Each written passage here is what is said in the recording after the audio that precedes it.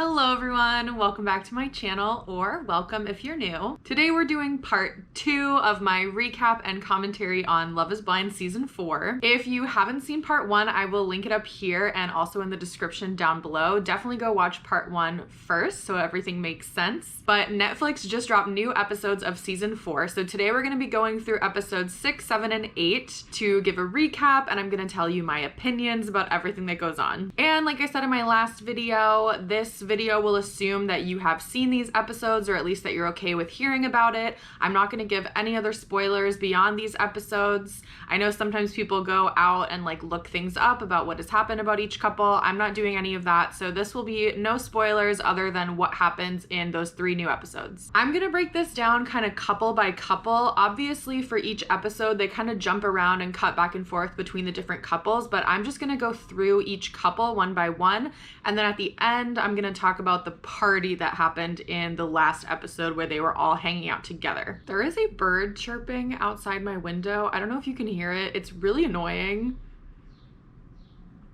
but it won't stop, so I'm just gonna keep going. So at the beginning of episode 6, we see all of the couples in Mexico packing up their stuff and getting ready to go home, and then out of nowhere, suddenly, once again, useless Nick and Vanessa Lachey appear. Does this show need a host? Does it need 2 hosts? I think not. However, Nick and Vanessa pop back up to let us know that the couples are headed home. They're gonna move into apartments together to try out what life is like living in the real world, going back to work, meeting each other's families, living in the real world together. So there are 3 weeks until the wedding, and they're gonna move in together and test out living a normal life together. We can start with our favorite couple, Brett and Tiffany. I swear to God, if this couple does not get married, I'm gonna be so sad. Brett and Tiffany continue to be super happy, super in love. I feel like any like minimal little drama that they put into these episodes about Brett and Tiffany is completely just manufactured because they need something to say about them that's like a little bit dramatic, but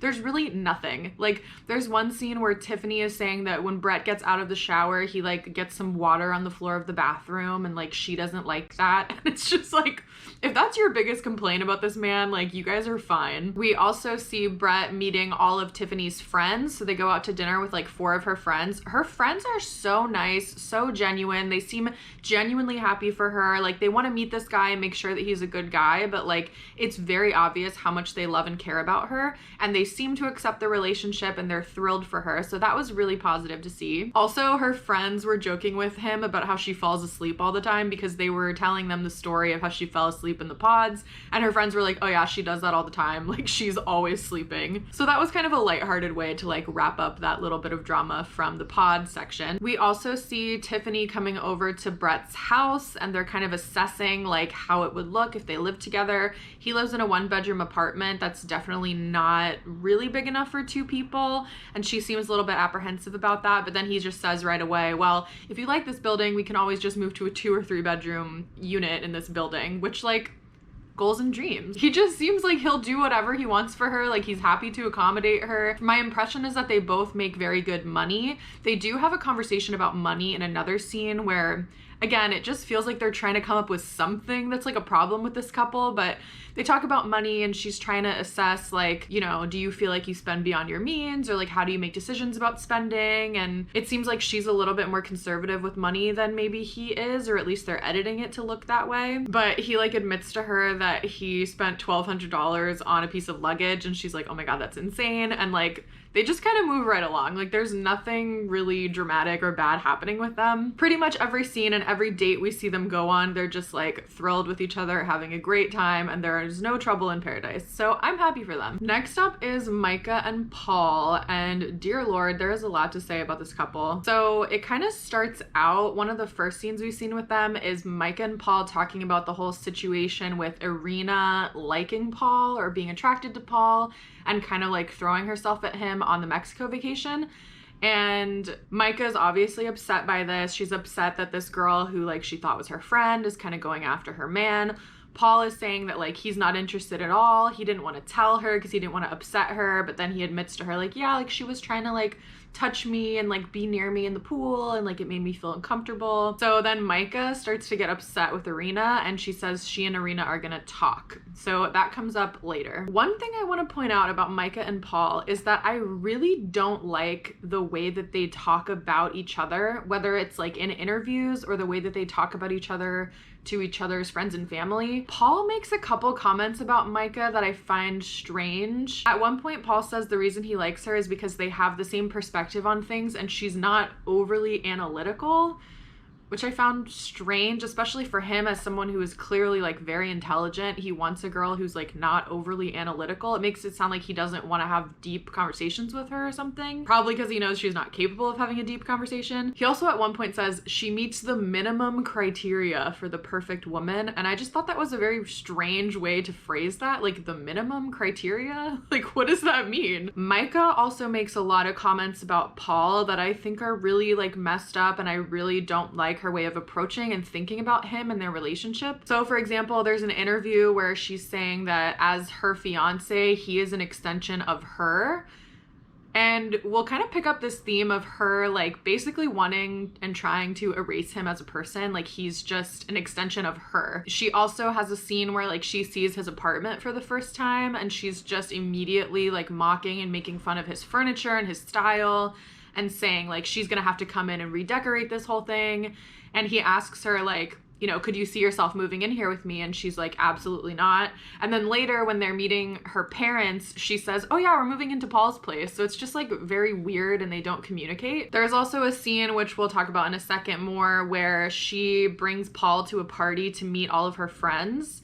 And she says, as long as I can present him well to my friends, then maybe they'll like him. Like she just keeps perpetuating this idea that like he's not good enough on his own and she needs to like control him or be in charge of how he appears or like how his house is or how he dresses or whatever, so that he's acceptable to other people. And again, I really don't like that. It's like she's just trying to change everything about him because she doesn't like him as he is. She also makes a joke about like for their wedding, like he doesn't get to design anything about the wedding. Like he can just show up and like she'll design everything and he'll just be happy to be there. And like I don't like that either. Like I don't like this like joke about how men shouldn't be involved in their own wedding. I just think that's stupid in general, but like especially in the context of their relationship, like it just seems like they do not fuck with each other, but they're being so surface level that they think that they do. So to back up a little bit, we do see Micah and Irina having like dinner together, and Micah is confronting her about everything that happened in Mexico and like, why are you going after my man? It was so interesting to finally see like the mean girls turning on each other, because Irina's still being super fake as always, and Micah's just being like,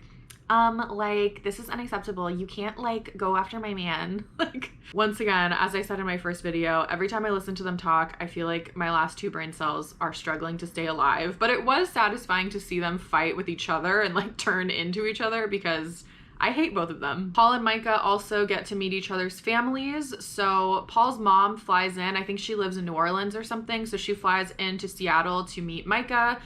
Immediately she's kind of giving like almost Jennifer Coolidge energy, like not quite as extreme as how Jennifer Coolidge is, but she and Micah are definitely both like blonde, kind of girly girls. Like they start to hit it off right away. And I think after seeing Paul's mom, I understand a little bit more why Paul maybe likes Micah. And like Micah even makes a joke about how like, oh, you're just marrying your mom, which again is like weird and uncomfortable. I did not love that. Paul also meets both of Micah's parents. That whole scene was pretty boring. They seem like they're generally supportive, but a little bit apprehensive about the relationship, which makes sense. And they keep saying that like basically they like him because his name is Paul. Micah's dad's name is also Paul. So they're just like, well, he has the same name, so he must be a good guy. And I'm just like, you are all stupid. We also have Micah bringing Paul to a party to meet all her friends. And unsurprisingly, her friends are also all like mean girl, bitchy, annoying, like no brain cells type of people. Paul does not fit in. Like it's obvious how uncomfortable he feels like standing and having a conversation with him. Her friends are basically grilling him about why he likes her. And when he starts to answer and he's giving like a genuine answer and like trying to explain his thought process and how he feels, they just interrupt him and start making fun of him because they're like, oh, like you use too big of words. And she's like, oh, he's a scientist, like he always talks like that. And they just like interrupt him completely and like don't want to listen to what he has to say. He kind of says like a little comment about like, it doesn't matter what they think, it only matters what Micah thinks. And then he and Micah start having this argument about whether he values her friends' opinions, like right in front of her friends, which was super cringe. And then he kind of excuses himself to go to the bathroom because he doesn't want to be in that situation anymore. And then Micah's friends are like, oh my God, like this is not the right guy for you. Like we don't like him. And she's like, oh my God, you're serious? You don't like him? And they're like crying and they're all drunk and they're like, you don't deserve him. He's not good enough for you, blah, blah. And I'm just like, okay. The whole thing was annoying. I don't like her friends at all, which is no surprise because I don't like her. Honestly, even though the friends were being really bitchy and like unnecessarily rude to Paul, in the end, they are helping him out because they're going to help him dodge a bullet to not marry her. At least I really hope so. Next is Marshall and Jacqueline. This couple is unfortunately really going downhill. It seems like they're struggling a lot. One of the first conversations we see them have is about them telling their families like about each other and that they met during Love is Blind. And he says that his parents are supportive and they're happy for him. Her family, on the other hand, seems like really apprehensive and they don't think this is a good idea. And she's like rushing into things and they're not happy about it. So that definitely is going to put a wedge in between them for sure. Jackie says something about how she can't hurt the people she loves, which kind of implies that she might say no to Marshall if her family doesn't approve. But then she also says something about like how she doesn't want to be controlled by her family anymore and she wants to be her own person and make her own decisions. So she's really struggling between like going after what she wants and sticking to her family's expectations for her, which is difficult. Like, I feel for her. I feel bad that she's like stuck in that situation. But overall, I think in these episodes, we really got to see that Jackie is pretty emotionally immature. Like, that's how I would say it. There is a scene where Marshall's family is getting ready to come over and Jackie is feeling really stressed out about it. And she just like can't or won't articulate how she's feeling to Marshall. Like, she just wants to be left alone.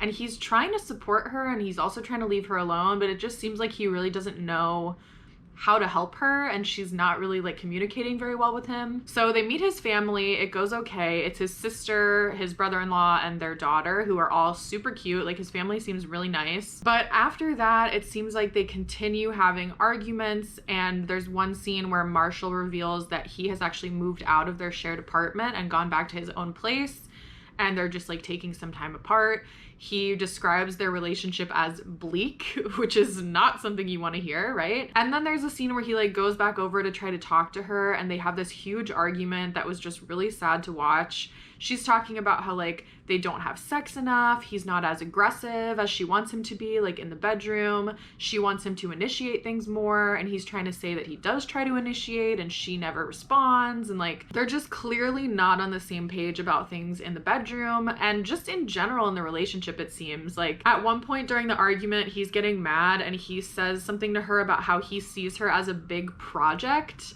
And it is revealed that he kind of views her as like this broken girl who's never been with a real man before, and he's gonna be the one to like step up and show her how she should be treated. So like, that kind of gives me the ick. It's almost like, you know, I'm not like other girls, like I'm a real man type of thing. And she doesn't need somebody to take care of her or fix her. And I think approaching your partner in that way is very toxic. I also don't think that he like meant to say it like that. Like, I think he said the words like big project and he immediately knew that he fucked up because she got really upset, and like, that's gonna stick with her forever. Like, that's one of those things where someone says that to you and you do not forget that shit. So I think he messed up by saying that to her, but he's also messing up by viewing her that way. Like, he doesn't view her as an equal.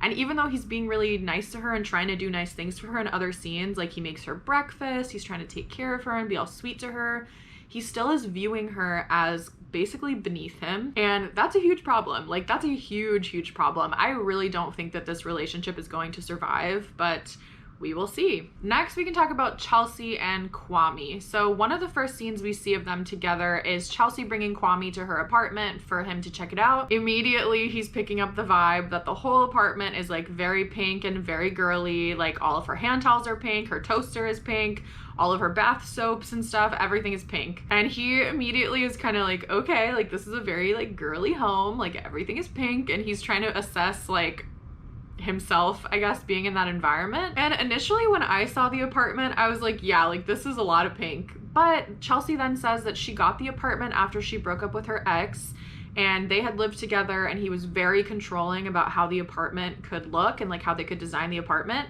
and she said she felt like she didn't really have any space to like express herself or like decorate the way she wanted to. And so when she got her own place after the breakup, she just went all out with like whatever she wanted, and she loved that she didn't have to run it by anyone, and it was all like just her own decision. And I relate to that so heavily because that's exactly what happened to me when my ex and I broke up. I was with a guy for 3 years, we lived together, and it was the same exact thing. Like, he was really particular about how we decorated the house. He did not want a lot of like feminine details in the house, and I am very feminine. Like, I also love pink, I love floral. Like, I just felt like all of that was getting squashed out of me when we were together. And then when I got my own place after we split up, I did the same thing. Like, I don't think I went all out with the pink, but like my home is definitely very my style, and I really leaned into that. So I completely understand where Chelsea is coming from, and it's really refreshing to see somebody else going through that and like how much joy it clearly brings her, because I have felt the same exact way. Chelsea overall just strikes me as somebody who's really cute, really earnest. Like, it seems like she really wants to find love. She talks about how many lonely nights she spent alone as a single person, and she just really wants to find somebody. She also has a very cute little dog who's very sweet. Also, during these episodes, we see Chelsea and Kwame preparing to meet Chelsea's dad, and this is clearly like a really big deal to her. She's very anxious about it going well, and he's just kind of like playing it off like, oh, this is not a big deal. Like, he doesn't understand why she's so nervous, and he's like really giving no space for her to have those feelings or for him to like accept how she's feeling.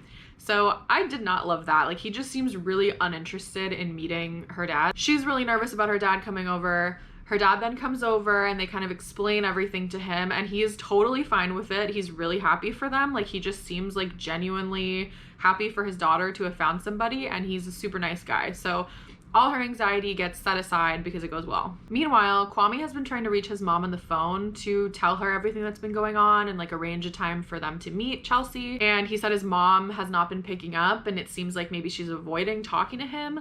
Eventually, he does get through and talk to her, and he tells her what's been going on, and she does not react well at all. She said like she's not in support of this. She thinks he's making a bad decision. And so obviously that kind of is driving a wedge between Kwame and Chelsea because his family is not accepting of her. We also see them discussing this whole situation because Kwame actually lives 3 hours away in Portland, and Chelsea lives in Seattle, which is where I think all the other people live. So they're basically confronting this idea of like Kwame having to move to Seattle because he works fully remote and she does not, and like it just makes more sense for him to move in with her. But then they get into this whole thing where they're really struggling with like him moving in, him leaving like all his friends and his activities behind in Portland. It seems like he really still wants to like travel and go out and do stuff, and he's a little apprehensive about the idea of having kids and settling down. And they have this conversation where it's kind of clear that they're not really on the same page about like timelines and settling down and stuff. So this was only kind of briefly touched on in one scene, but I think that this is definitely going to come up again in later episodes because that's a huge thing. Like, if you're not on the same page about those things, it makes it really difficult to have a successful marriage. And Chelsea basically confronts him and says like, it seems like you're giving things up for me and like you're compromising. And he's basically like, yeah, like I'm making a huge compromise and sacrifice for you. And he's playing it off like he's fine with it, but it seems like he's not. So we'll see what happens with that. Now for our last couple, Zach and Bliss. Goodbye, Irina. Irina is out of the picture. They broke up after Mexico. She's gone. And like I said in the last video, episode 5 ended on a cliffhanger of Zach meeting Bliss in a restaurant and telling her that he made a mistake. So when we see them again in these new episodes, it kind of picks up from there where they're at the restaurant talking, and she's really like rightfully giving him a hard time about basically like making her his second choice and not choosing her, and feeling like she's not really sure how to proceed or like if she wants to proceed with him because he broke her heart, and like rightfully so, you know? I will say that watching Zach talk to Bliss, he comes off as like much less awkward and creepy than he did before. Like, he just seems to flow a little bit more naturally when he's around her, so that was kind of nice to see a different side of him. And Bliss's reaction to meeting him is that she's definitely apprehensive about everything, and she seems to want to take it slow, but she's open to seeing where it goes. There's a scene in between this where Paul and Zach are hanging out together, and he's talking about his approach to like marriage or wanting a wife and all this, and he said something that like comes off to me that he's being very overly analytical about his approach to marriage. Like he's saying, you know, on the one hand, you can just like keep trading up and like keep waiting for a better and better person, or you can basically just settle and like be happy with who you're with. And it just kind of seems to me that like Zach just really wants a wife. Like he really wants to be married, and he almost like doesn't care who it's with. He's just so eager to like find someone willing to marry him, and that's why he's like moving right on to Bliss. Even though he and Bliss did have a connection before, like it just seems to me that he's going after marriage maybe for the wrong reasons. So that was a little uncomfortable to see. There's another scene of them together where she comes over to his house and he's gonna make her dinner, and he like kind of fucks up the dinner. Like he's trying to cook steak and he messes it up, and they end up eating something else. And like the whole time it's like she's being a little bit open to him, but she's still being very guarded. And like I said, I think as she should, because he broke her heart. Like he's put her through a lot, and she is his second choice.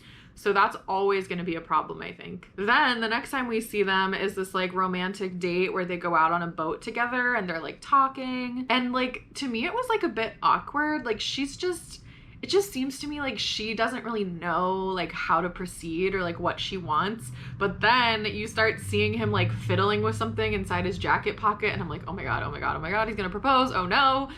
And he pulls out the ring box and she's like, oh my God, what are you doing? And he gives this whole speech about how much he loves her and they're meant to be together and all this. And then he proposes to her and she says, yeah.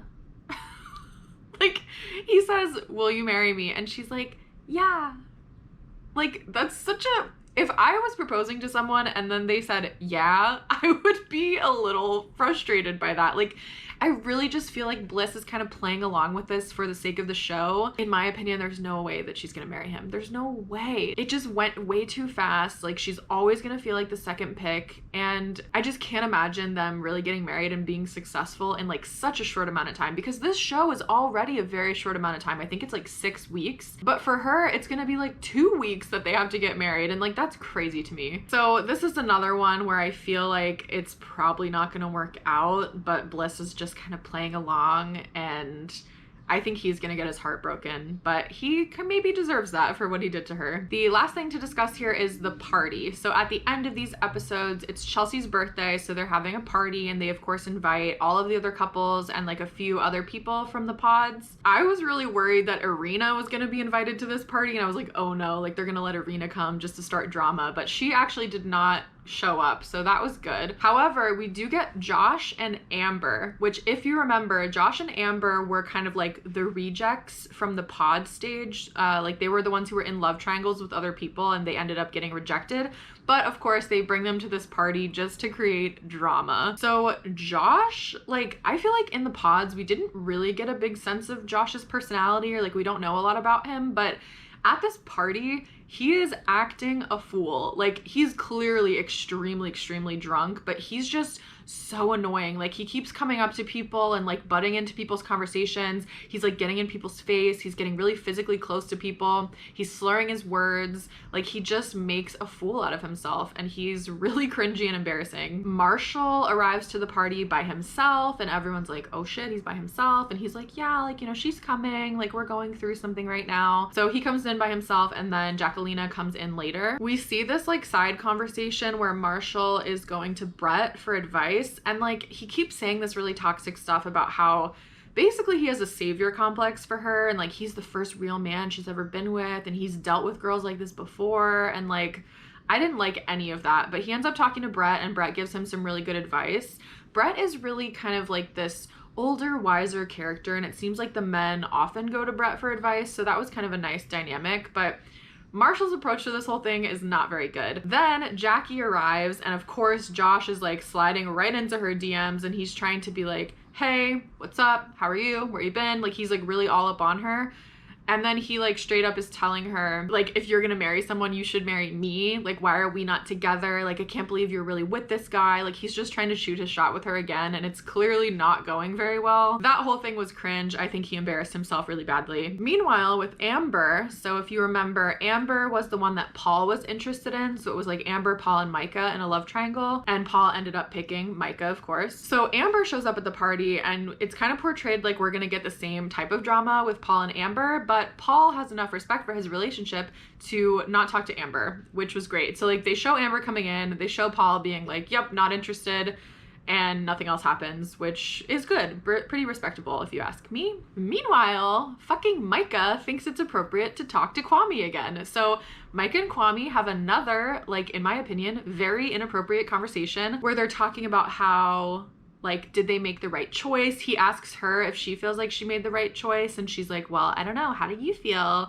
Like, she's trying to put it on him first to open it up. She said she feels unsure about her choice. And then she also says that she feels like she and Kwame have this electricity together, and she says that she thinks that they have potential together. So I'm just like, what are you guys doing? You are literally engaged to other people. Like, we already had this whole argument last time you guys did this. Like, what are you doing? Like, they truly never learned their lesson. And this is not really like called out by anyone, at least in the episodes that we've seen, but I think it'll probably come up later because what are you guys doing? Like, we already did this and it was already inappropriate the first time. So that is pretty much everything that happens in these episodes. We do get a little glimpse into what's to come in the later episodes, but I'm just gonna wait until they come out, and of course I will do a part 3 to talk about that. Please let me know your guys' opinions. I loved reading all your comments on the last video, so please let me know down below, who do you think is actually getting married? I think definitely Brett and Tiffany will get married. The rest of them, I really don't know. I think there will probably be at least one other one that says yes, even though they shouldn't, because I don't think any of the other couples are really good together. So Brett and Tiffany